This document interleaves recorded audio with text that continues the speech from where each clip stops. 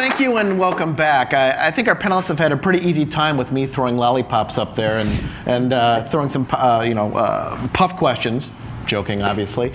We'd like to hear what the audience thinks, and then, of course, Twitter. So we have a couple strategically placed people throughout the room, and they're going to hand some microphones to people and see exactly what they think. So, questions from the audience? Both Apple and Adobe have made attractive switch offers. Are any of you aware of any major post houses, film production companies, anybody that's actually dumping Final Cut 7 and switching to either Avid or Premiere? In case it didn't come through to everyone, both Premiere and Avid have very attractive switch offers. So are any of you familiar with any large facilities who are making the changeover because of this attractive cross-grade or switch offer? I heard about a friend of mine works over at Telepictures at Warner's, and it wasn't because of the offer, but it was because they got so pissed off at Apple that they dumped all their Macs and are going all PC. So not because of that. I know some people are taking advantage of that offer, and it's great, but the other way pissed people off. So. The comments that I've heard are that everybody is looking at everything, but nobody's making any decisions for another couple months. My sense is that decisions will be made in the November timeframe as they start to allocate budgets for next year. But there's a lot of discussion, there's a lot of thought, but there's a huge amount of money in infrastructure that's got to change if they're going to go to something different. And it's foolish to do that when you don't have sufficient information. Mm-hmm. In education, we have a slightly different buying time frame because we need to make our decisions in the spring in order to basically effect and make the transition. So we're basically, that was pre-release, so no one was thinking of anything like that anyway. In education, everyone's talking about what happens in next calendar year, so inevitably they're going to wait to make that decision. Thank you. Do we have another question from the audience? Yes, Mr. Marks. Yes. I'm curious when it comes to FCPX if there's a real vision at work here. I'm hearing a lot of things about, rendering, drag and drop, a lot of operational things. But are you really seeing an editorial vision at work? So just to make sure everyone heard, with all the changes in how Final Cut 10 works, are you really seeing an editorial vision at work for this product? I think that's a great question. My personal opinion is absolutely. I don't think they're knitting like an 8-arm sweater, right? And they'll figure it out someday, like how Lost is written. Like, I don't think it'll be, I think they actually know where they're going with it, and they have a plan. Because this isn't their first crack at doing this. This is their first crack at giving themselves an opportunity to perhaps, as many filmmakers say, actually I think it was Inception, that Christopher Nolan said, I wanted to make this movie way before these other movies I made. I think I read this. But he says, technology wouldn't let me. I had to keep holding back on this movie until the world could accept it because I could actually deliver it correctly. I believe that a lot of the technology I've seen into it, and in discussions with some of the people on the inside, this is a product, in my opinion, that is allowing them to do things that Final Cut 7 and through 1 couldn't let them do. And this is the same thing they did in 1999 with OS 10 in terms of they couldn't do things in 9, and they had to, unfortunately, go backwards to go forwards. I'm not sure I agree with that, but disagreeing with Michael is a life-challenging experience, so I'm not sure I want to say he's wrong. I've had a couple of conversations. I get a very schizophrenic feel from Final Cut 10, is that, it's got support for 4K images. Why would any consumer need support for a 4K image? It's just, and you look at the precision editor, there's stuff in the precision editor, maybe the magnetic timeline appeals to consumers, but there's stuff that's dialed in that's way beyond the need of any average editor. And yet there's so much stuff that they forgot that it feels like that it was put together by a committee And the two sides of the committee couldn't exactly agree. Well, we want to be more iMovie-ish, or we want to be more Final Cut-ish, and so they put in iMovie features. Take a look at the themes if you want to get cheesy. I mean, look at some of the stuff that they've got in the effects. And then they put in 4K.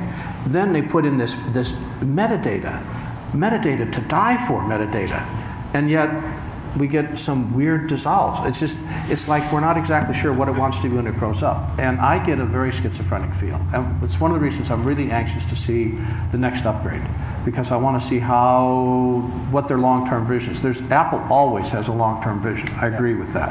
But I'm not sure the long-term vision's been properly revealed in this version of the software. I think we're seeing that there's some different kind of tea leaves, but they haven't settled down for us to be able to say this is the kind of tea leaves they are.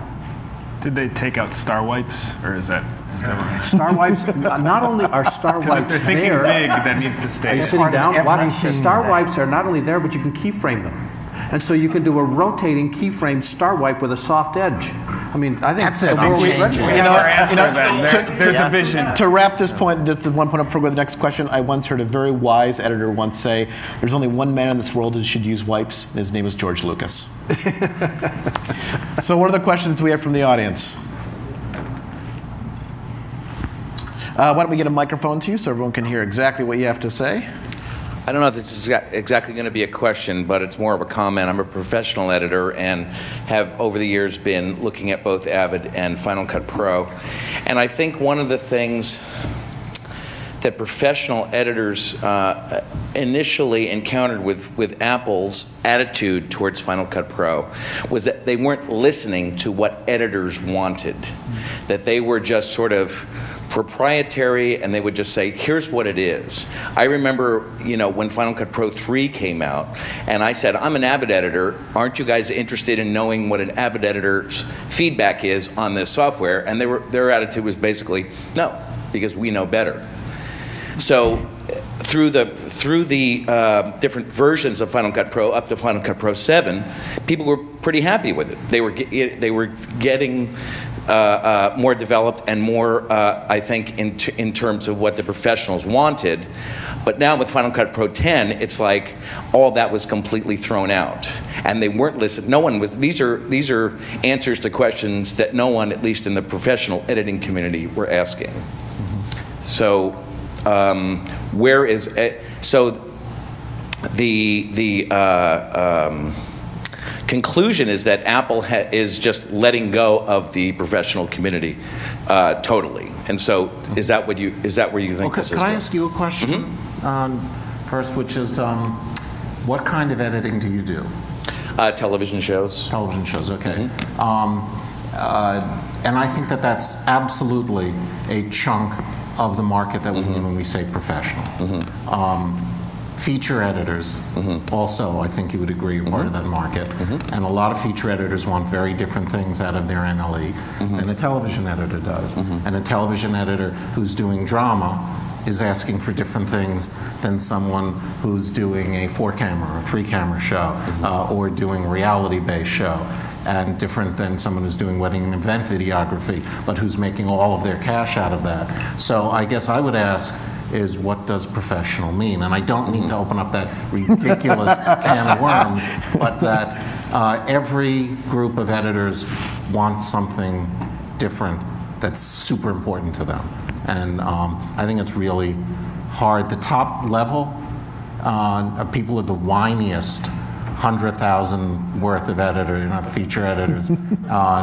We are super whiny and ask for a lot, and especially want it all for free or very little money. In fact, we had to send a car for Norman tonight. I'll say you. Thank you for that Ford Fairlane. One of the reasons automobiles are so well designed is because people that design them drive them to work every day. And that's one of the rare opportunities for some products that are users and engineers are the same person. That doesn't happen all the time. And especially in nonlinear editing, the users are not the designers. That's just the nature of how we're wired, I suppose. But Lightworks actually was originally designed by editors. and you could feel that in the interface. That's true, but the methodology associated with the computerized processing and engineering behind under the hood, right, is not an alien editor. test. That's it's right. not an editor. Where an auto manufacturer, he is the guy under the hood. So. I'll play devil's advocate. So I understand why you have to. It's important that they have to reach out to do that, and I can tell you that Apple did do that. Obviously, you weren't on their list, but they did do that with a number of editors. But to play devil's advocate with that, in the year 2000, if everyone was polled, they polled 1,000 people that had Discmans at the height of the Discman world. 1,000 people, everybody in this room and 900 other people. And they said, what would make a better Discman? Not one person would have described the iPod. Not one. Because they lacked the ability to conceive of something that was yet to be breathed into existence. And it took innovation beyond the users who often have blinders.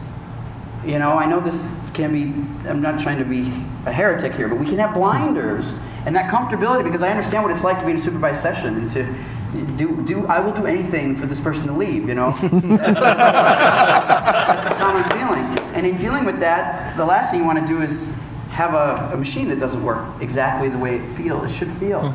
But that's how we sort of get out of our comfort zone, is we need people to think for us. And I've been criticized recently for saying, people misconstrued a statement I said, I suppose, but I said Apple, in some cases, and in this case, engineers can know what's better for us than we know for ourselves, because they're higher up, they can see a greater distance.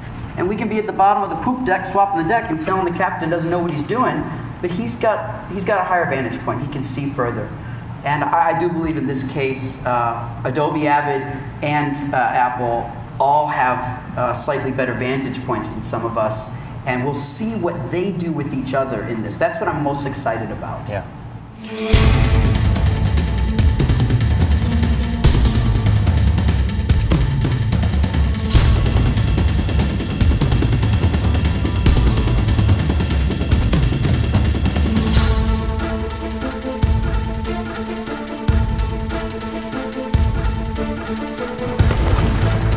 These tools allow us to just let it flow.